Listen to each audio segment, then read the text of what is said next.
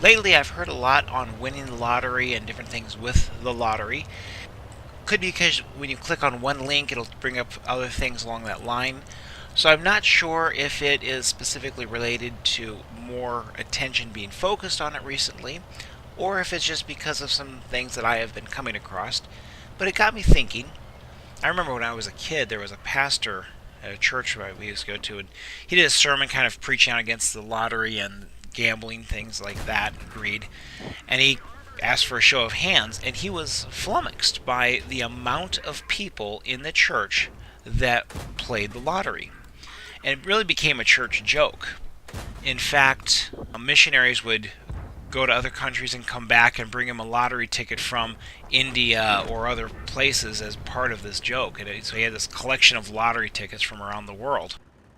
I remember one of the cable channels a while back had a show on the fabulous life of the top lottery winners and things. But there's a lot of things with the lottery that simply doesn't get media attention. But that, among other things, really got me thinking about the lottery in general, and what should be the Christian perspective on the lottery. What does the Bible say about the lottery? On a statistical basis, most lottery winners actually end up divorced and bankrupt. As counterintuitive as that sounds, they've been given all this money, why would they end up in divorce and bankruptcy and all these different issues? Understand, if you have problems in your relationships, finances, etc. beforehand, and somebody just gives you a bunch of money, it's not going to solve the problem. The same problems are there. The money, etc. are just symptoms of the issues. So if there's a problem in your marital relationship, having money isn't going to solve it. If anything, it makes it worse because you're adding new problems trying to manage all this money, thereby making the issues worse. In fact, a lot of lottery winners have said that winning the lottery ruined their lives. And this really brings up some questions as to how and why and what's going on. But I like to go back to the parable of the three servants. In Matthew 25, specifically we're going to be looking at verse 23, but the master gives each of three servants a amount of money to manage while he's gone. He leaves for a long trip, comes back, and the three servants in succession give him back what they're basically their returns of the investment they've been entrusted with. And the last one basically hands him back the same money as they had buried it in the ground, and here you are. And master replies to the first servants, well done, good and faithful servants. You have been faithful with a few things. I will put you in charge of many things. Come and share your master's happiness. And that right there catches the main point I like. Really think ties in with the lottery. Show yourself faithful and responsible in small things, and you're put in charge of great things. When you take somebody who, particularly if they're not really financially responsible with small things, if you take somebody who's not able to manage $25,000 a year, and you hand them $1 million, or in many cases many millions of dollars, they don't know how to manage it. They're not going to know how to take care of it. They're not going to know what to do with it. They just go nuts and buy a Learjet and a drag racer and a massive mansion, and they just spend it through and just run out. Whereas if they have a degree of understanding of money management, they might try to do some things. But the other error that comes in is they don't understand that this is a one-time thing. Winning the lottery and getting X millions of dollars, even if it's put into a system of paying out over years, is different than having residual income from a business. You don't have an income of $1 million a year. You've been given $1 million one time. And not understanding how to manage it as a one-time gift and how to structure it sets somebody up for failure. Because these are numbers that most people simply can't even fathom and can't really work out what to really do with it. They have no understanding of how to manage it, so it's just squandered. You also have to understand money does not satisfy. No matter how much money you have, more is better. No matter how much you acquire, it never reaches a point where, okay, I have enough, I don't need any more.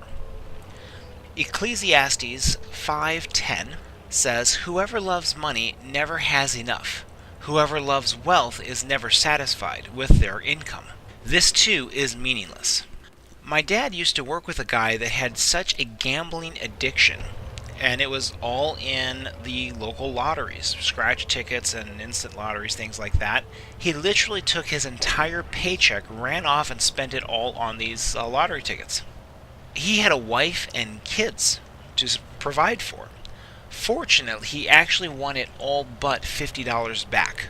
Now, the normal sane person would look at that and say he lost $50. He was convinced he won all this money. He couldn't see that he had lost. His total value was less. I used to work with a guy that was such into the lottery. At the time, their slogan was, "You can't win if you don't play." And I was asking him, he was kind of criticizing me because I didn't. And I asked him, "How long have you been playing the lottery?" And at that time, it was like 20 some years. And I said, "Okay, how much do you spend on a weekly basis?" And it was, I don't know, $5. It may have been 10.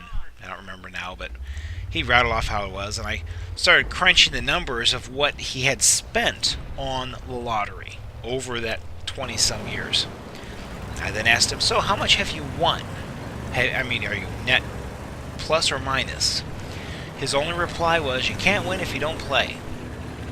If he put that same amount of money just in his savings account, he'd have been better off. And this is where the greed, looking for more. And, of course, where do you put your trust? If you're going to claim to be a Christian, you're supposed to be putting your trust in God. If you're putting your trust in God, why are you playing the lottery? Something for random chance. In Hebrews 13:5, "Keep your lives free from the love of money, and be content with what you have, because God has said, 'Never will I leave you, nor will I forsake you.'" Is it possible for God to use the lottery to meet your needs and help you or other groups and situations? Of course, He's God. He can do what He wants. I'm never going to say He can't. But would He? The thing is, if you won the lottery, to non-Christians, it wouldn't look like, "Wow, God's provision for you has really come through." They would look at it and see, "Wow, he lucked out." They would totally separate God's provision. You would really deny God the ability to work out some of the situations.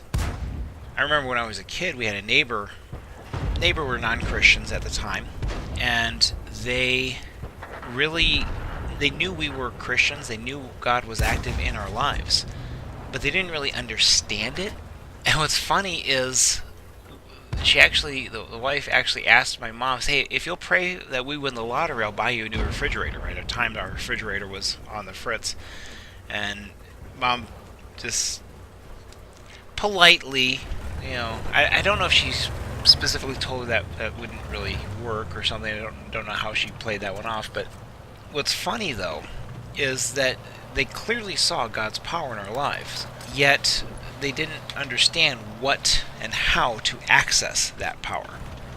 But if they had won the lottery and bought us a fridge, yeah, it's possible God could have worked through that area.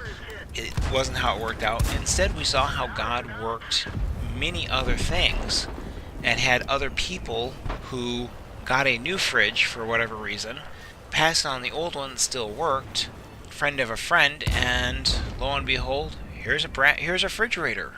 New to us, works fine.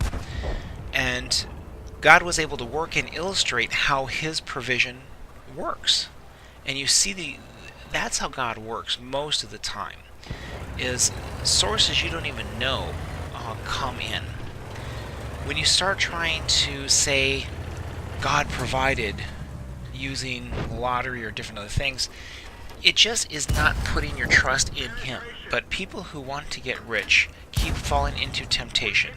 They are trapped by many stupid and harmful desires, which drown them in destruction and ruin.